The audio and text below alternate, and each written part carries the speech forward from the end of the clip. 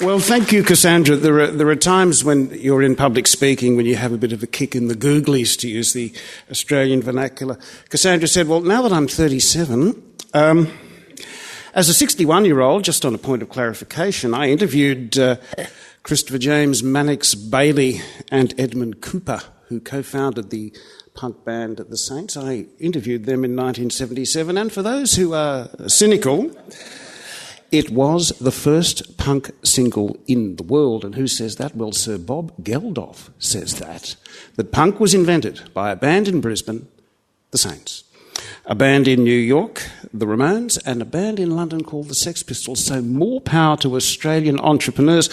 Cassandra will put this in her new book. It's called Sex, Drugs, Rock and Roll and Accountancy.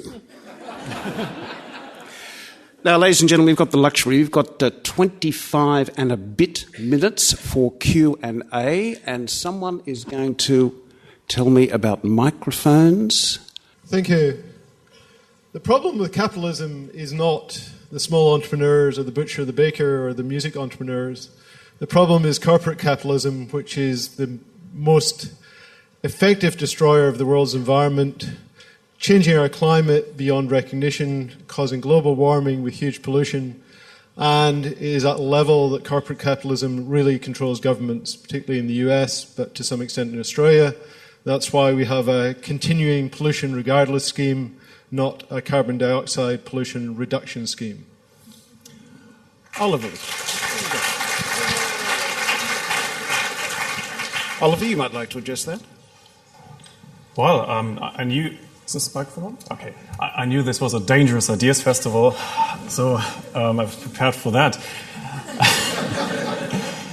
When you talk about corporate capitalism, I would even agree with you to a degree. I think what we have seen recently, how big companies behave, that doesn't necessarily have to do much with capitalism. When you look at the behavior of big companies, especially the companies that had to be bailed out by the taxpayer, that has nothing to do with the basic fundamentals, basic principles of capitalism, and that is liability for your own actions.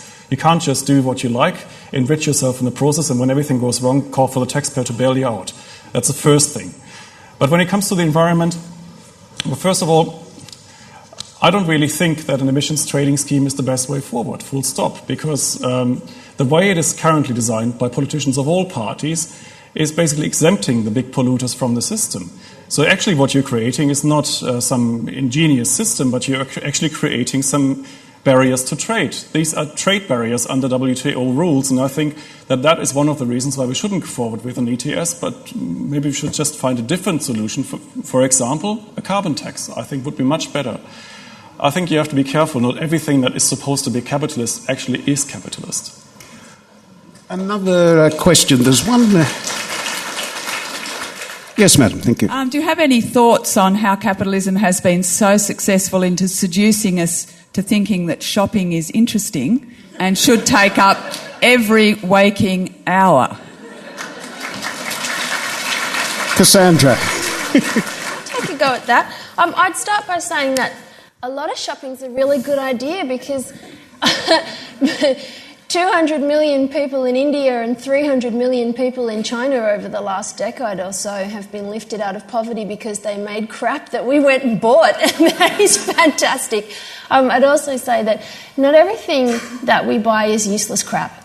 And one of the interesting things about the arc of development is that, generally speaking, as countries become very rich, the scale...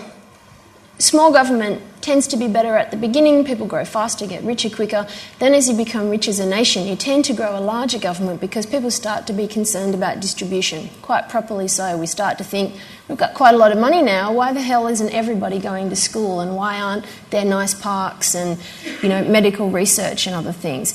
And what we spend our money on is actually much less cheap plastic, garbage and televisions even than we think. If you look at where most Australians are spending their extra money, it's on education. I don't think I find anyone in the room today who would say that more education's a bad idea or more healthcare is a bad idea. When you look at our patterns of consumption, we're generally consuming more of things that are actually really cool. Oliver, a quick follow-up. I'd just like to defend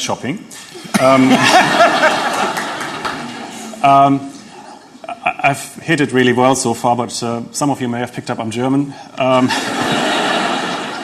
In any case, I remember vividly traveling to East Germany in 1988, so just a year before the wall came down, and we went to East Berlin, and we had to exchange some money. You know, the East German government was chronically bankrupt, and they always asked you to exchange some West marks into useless East marks. And so we had all this money with us, and then we thought, okay, we better go shopping. Big mistake. There was nothing, really. We went through all these wonderful shops and so-called supermarkets and department stores in East Berlin, and that was supposed to be the showcase of East German communism. And in the end, we had too much money left, and we stopped a Trabi, knocked on the window and said, take your money, we don't find anything here. So, and when you then saw how the East Germans reacted in 1989 when the wall came down, the first thing was they went all to the West Berlin department stores, went shopping.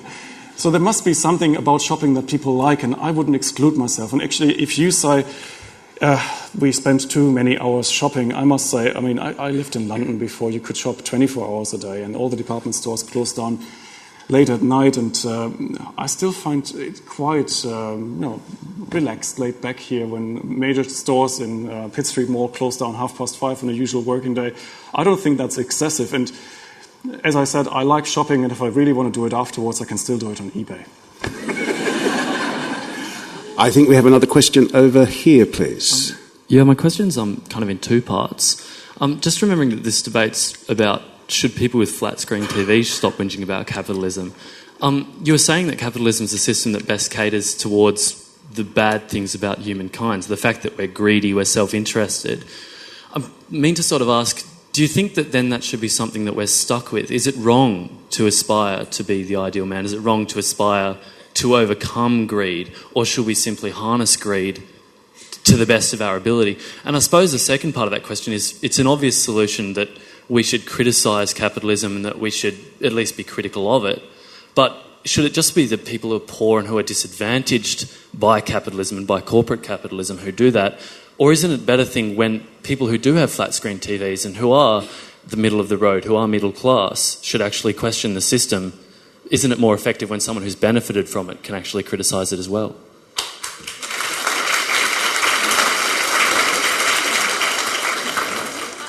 I think yes, but if I can add to that as well, yes, people should maintain their outrage. There is no way of living that is good enough. And I suppose my thought is that greed's probably not the word I like best to use about it. I think people who are driven and throw their energies into making money generally lack imagination. I work with a lot of people who are very motivated by making money, and they're incredibly tedious to hang out with most of the time. The people who are really exciting are usually the people who've become rich almost by accident or as a consequence because they were scientifically curious, because they were creatively motivated, because they, you look, for instance, at people who invented container shipping, for instance. Now, that may sound boring. Again, I know I'm trying to say economics is more interesting than people think it is, but those people were motivated by great personal passion. And I think that that becoming the new man, so to speak, is possibly not a process of eradicating our greedy energies, but more embracing the part of them that wants to be smarter and more creative and to triumph over cancer and distance and poverty and any number of other things. You can be incredibly greedy for change and success in ways that have very little to do with plastic consumer goods. Well, as I said, I'm very skeptical that it's actually possible to create a new man, because we have some instincts that have been with us in nature for such a long time that it's really going to be very, very difficult to actually change them. And I think actually trying to change them is dangerous, because it leads you onto the path of some kind of benevolent dictator who knows what's best for you. And I would be very skeptical, because all attempts to do that have failed miserably and have actually killed millions of people in the process. So I'm very skeptical about that. Having said that, I think, of course, we have to deal with it in the end. And the most effective way that I see dealing with all these characteristics and habits of human beings is the legal system. we should have a clear set of rules for capitalism. We should have liability rules. We have a contract law that actually makes it possible to enforce contracts that you have entered into, that punishes lying, that punishes you for misleading your consumers in business transactions. I think that's fine. We need rules. If I defend capitalism, that doesn't mean I defend anarchy. I defend a system that is based on rules, that has a clear legal system, and that really tries to deal with all these unpleasant human characteristics through the legal system, but not by creating a new man.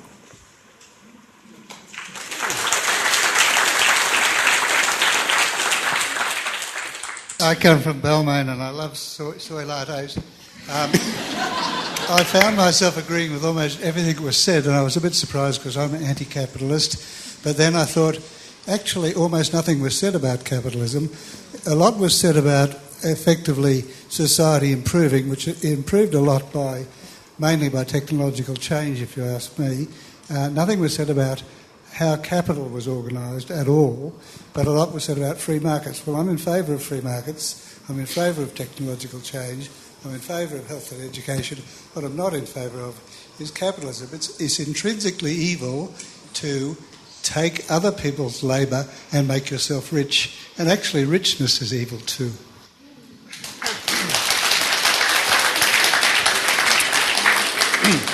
This is broadening the debate into economic theory, which is... say that you're all really rich, and you particularly, in a world where 500 million people live on $1 a day, you, sir, are a multi-bazillionaire. So if richness is evil, you really need to go hop in the harbour or something right now. I actually wouldn't make the distinction too much between free markets and capitalism. In fact, I would suggest we are opening a self-help group perhaps for anonymous capitalists for you. But seriously, you call it exploitation, I call it trade. That's what happens when you get people together. People enter into contracts, whether it is buying a newspaper, buying a car, or actually exchanging your labor for a salary. That's basically the same story. You wouldn't do it if you didn't think you were better off at the end of it. And your employer wouldn't employ you if he didn't think that he would be better off by employing you. So I think it is a win-win situation, a classic win-win situation. There's no exploitation in the process. It's actually creating goods. It's trade. That's what we celebrate here.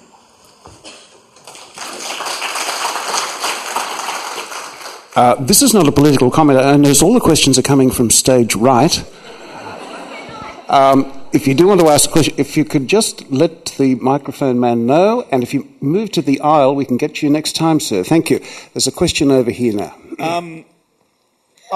There's a lot of discussion in theory about which system's better, whether it's socialism or capitalism, which is kind of a very black and white argument.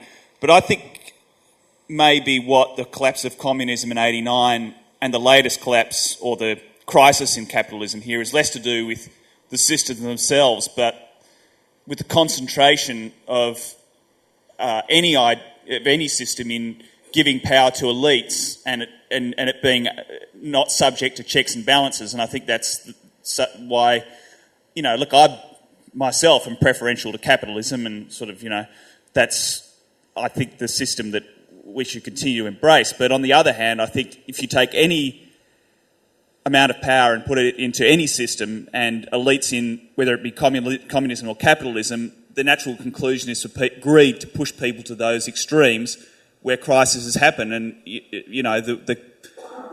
wherever there is massive greed and whether there is a massive concentration of power in a certain amount of executives, if it's unchecked, if any system is unchecked by democracy and by people taking an active interest in the system that's in their country, that's where the problem happens, and it's that greed that's been such a problem and that's brought down capitalism now, I think. Well, I'm afraid I wouldn't quite agree with you on that one. I think capitalism has won in 1989 and socialism has clearly failed. And it was not just that they had a concentration of power somewhere in Moscow or in Warsaw or East Berlin, and that's why it didn't work. It is really because the system of socialism and communism simply cannot deliver. And there was a famous debate in economic theory, economics is all fun as we know, in the 1920s. And there were some now almost forgotten economists, one of them Ludwig von Mises, who demonstrated why socialism simply cannot work, because it can never get all the information necessary to run a market economy together in one place, so that an omniscient planner would have all the knowledge needed to run the economy. So he had some very good theoretical arguments already in the 1920s, when most of the economics profession was quite open to the idea of socialism and thought, well, maybe we should try that. And Mises said, no, you can't try it, because in the end it will be disastrous, and it will take as long as the longest capital goods survive, so about 70 years. Now, I mean, he probably foresaw that in 1989. No, not even in theory could socialism work. It simply can't, and we have seen it, and we have demonstrated time and again. I mean, how many case studies do you need? Look at Cuba, look at North Korea, look at East Germany. I mean, you had the perfect natural experiment with two Germanys, one embarking on capitalism and the other one on socialism, and then see which country collapsed. See, same story in North Korea. Culturally, the Koreans are all the same. The South prospers, the North is starving. I think there is no coincidence about this. It is true, and it's clear to see for everyone that socialism is failing.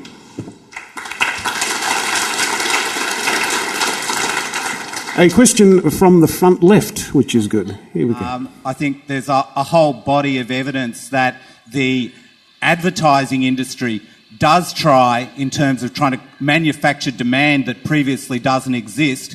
There's a lot of evidence that it actually creates anxiety in people about their body image, anxiety in people about not having the latest flat screen TV or whatever. So there is a push to manipulate the way people think and create a new anxious consumer, and as was particularly criticised by the Saints in their song Know Your Product and that whole advertising push. Interested to hear what you've got to say on that. Well, first of all, thank you very much for the demonstration. Capitalism rocks. And under my suit, I'm a rock and roller.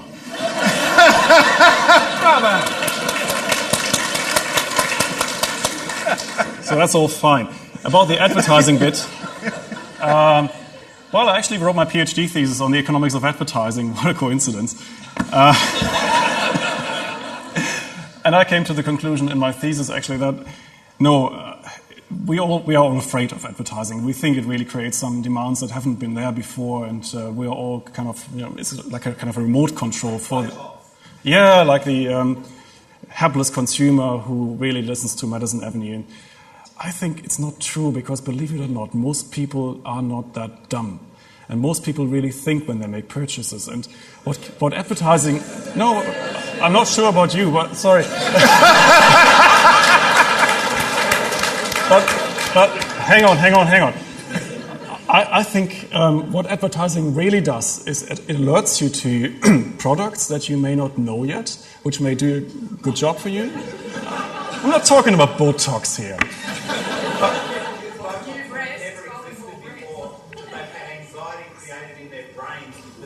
Stick bones through their noses and plates in their ears, and people have been physically anxious and physically enhancing themselves. We're a species that have been anxious for thousands of years. Each culture finds new ways to play out these anxieties and these pantomimes of social status. The issue for us, as is every culture, is to reject it. To actually stand up and just try to be confident. Can I say self-confidence is one of the ultimate acts of liberation? That you need to become a new man. No, I'm saying that this is the same man and woman we have always been, always struggling to liberate ourselves from anxiety, always struggling to deal with the fact that we only prosper when we cooperate, and yet we're suspicious of each other. Like, we're all sitting in here saying, somewhere outside this room are other people who are manipulated by advertising, or people who can't be trusted to run corporations. Those people aren't in this room, but they're out there somewhere. But I think it's hard. Stand up. If you can't admit that some aspects of the advertising industry deliberately try to undermine self-confidence and exploit that anxiety to sell products Oh, I don't think either of us disagree with that. Just simply saying that so do priests, so do kings and lords and barons, and so do secretaries of party secretariat number 5 in factory 14, That's the nature of human society. We try to exploit and manipulate and extract value from each other.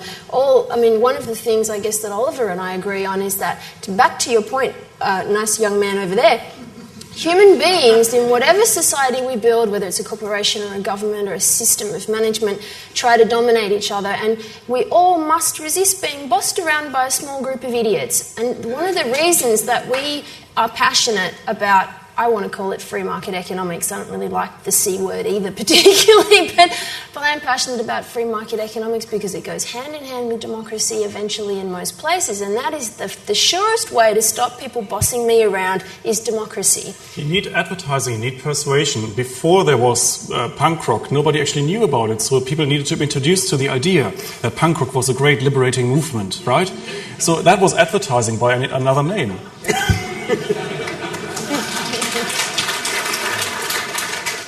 Well, punk rock seems to be getting a lot of attention. We have a question way up the back. I sort of instinctively agree with the free market or capitalist position because I like freedom. But when I'm debating with my friends, I'm always getting asked, the corollary of businesses succeeding and generating wealth is that a lot of businesses fail, which is fine until you get to the businesses which sell necessary goods like healthcare. And how do you deal with a system that has a built-in fact that businesses that sell healthcare are going to fail and people are going to suffer as a result? How do I answer that? I don't mind. I was just going to say, I guess that to me is one of the arguments for diversity and distribution of risk. I think if you're in a community where you leave it up to a small group of people to say, you're right, healthcare is a problem, we're going to get those 5 guys to sort it out and tell everyone else what to do. Or you can live in a society where they say, you know what, this is really complicated and really hard and really high risk. Why don't we let 1,000 people work it out, 10,000, 100,000 people work it out? And if only 30% of them get it right, then at least those 30% can create the things we need. And providing we fail swiftly and learn from it and move on, there's nothing wrong with failure. Failure only matters and is only catastrophic when its consequence reaches everyone instead of just a few people. I agree with that, and I also think we need liability rules that when things go wrong, that you can actually get some damages out of that case. And that has to be enforced. So I think that's another reason why we need rules and why we need a stable institutional framework for capitalism. But I also agree. I think what you also need is competition. And you would be better off in healthcare if you actually choose your doctor, if you have a choice of different therapies, and if you can basically shop around for whatever works best for you, because they will then have to compete for you as a customer. There's nothing worse than being in a system like Britain where you only have the NHS and they tell you which doctor to go to, and that's it. I think we need more choice, and that's one of the great things that capitalism can deliver. Thanks. We have another question up the back. We've got time after this for 2 quick questions. Yes, you mentioned a lot about fairness as a necessary component of capitalism for it to succeed. And you've mentioned that regulations and laws often help to enforce this fairness in order so that capitalism doesn't fail. But we've also seen the government support corporate greed in certain cases. We've seen the bailouts. We've seen a lot of areas where corporate law has supported the corporations over the consumer. So what do you think is the answer to those situations? Is the answer to reduce regulation, maybe support what she mentions as anarcho-capitalism, the small corporations triumphing over the big ones?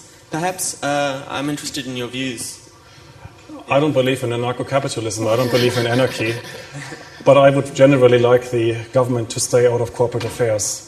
I think it is not only wrong, it is outrageous that the car industry that has failed to produce cars that people want to buy is now sucking up to the taxpayer and getting billions of dollars every year. Because that's money that you pay. Ladies and gentlemen, I have strict instructions. You will be out of here by 1:30. We've got time for one more quick question and then we'll have to wind up. I think from this side and the lady there. Yes, thank you. Hi. You seem to be talking about a very ethical form of capitalism, and I think that's great. But how do we ensure, in a time where it does seem that our society has a growing gap between the rich and the poor, how do we ensure that the poor has as much choice as the rich, especially in issues like medical care and things like that, essential services? I guess I'd start by saying that that's actually not quite right. The growing gap argument, and I guess I'd recommend the ABS and various other non-political sources of long-term trends to check out the figures. But in Australia, we have no growing gap between rich and poor, because as a community, we take the ethical choice to redistribute our wealth, and that's not in a sort of ham-fisted socialist state kind of way. It's in a really informed, dynamic, democratic way. We insist on a debate at every election about the quality of schools and healthcare, and that's the reason that in Australia our growth has been distributed to the poor more than the rich. You go back to when the Henderson poverty line was first recorded, and people on the lowest incomes have had a 300% rise in their relative wealth since then, in real terms adjusted. The fact is, in Australia, the poor have been getting richer faster than the rich have been getting richer. Now, I say it's much more fun to be the rich getting richer, but in relative terms, we are taking the poor forward with us, and that when you look geographically and globally at the countries where that's not the case, it's generally speaking where you let a few people, whether they be a few corporations or a few politicians or a few generals, those are the places where you have income disparity.